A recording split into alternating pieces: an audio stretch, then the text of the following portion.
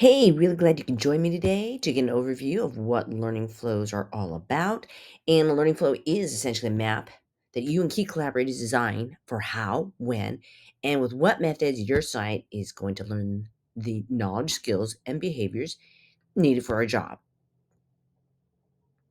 Now, I'm going to cover basically what I, as a learning experience designer, can provide for you. And a learning experience designer, I'm just going to say real quickly, is different from a UX designer or even an instructional designer because the focus is on how a candidate's going to be led through the learning experience. So, if you want to find out, a little link down there, you can find out the difference and listen to a podcast.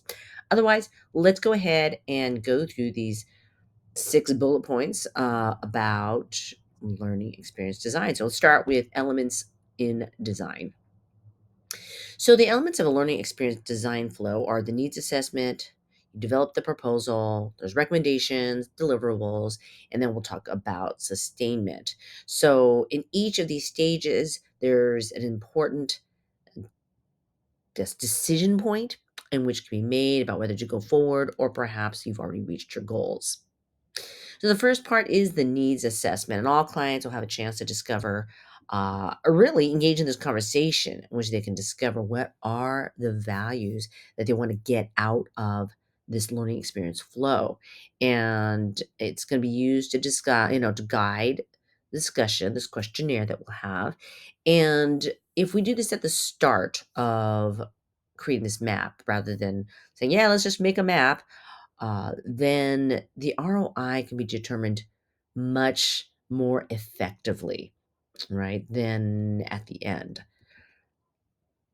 Once an agreement comes about the value that the client wants to receive from this learning experience pathway development, then the most involved portion kicks in, and that's the development of the proposal.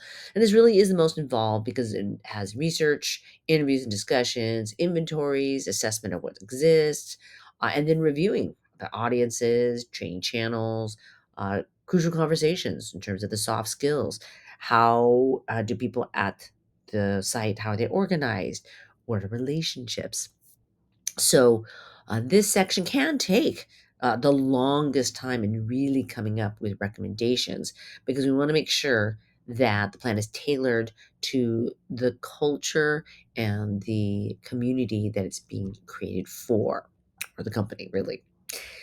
Once we get that part down, the development period is done, then recommendations can be made and discussions about the deliverables, what GoldFlow designs can provide to the client to execute a learning flow plan.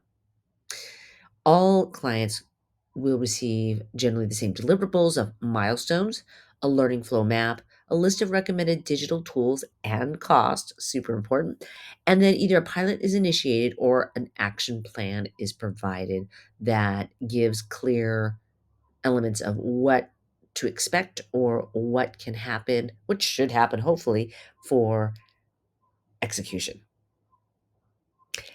At the end of that, and actually during the execution, sustainment of the effort needs to be planned. And this is going to be resources for continuous learning, who are the champions for this L&D functions, names who will be key leads for learning overall at the site, and a clear plan on the C-suite level for how L&D tools and trainers will continue to collaborate with a budget specifically set aside for learning and development.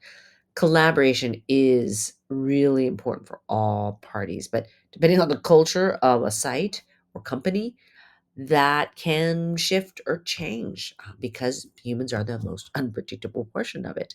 But I look forward to having a conversation with you and your group or your company to talk about how you want to improve learning at your site for the future with this first step of developing a learning flow pathway. Thanks so much for your time.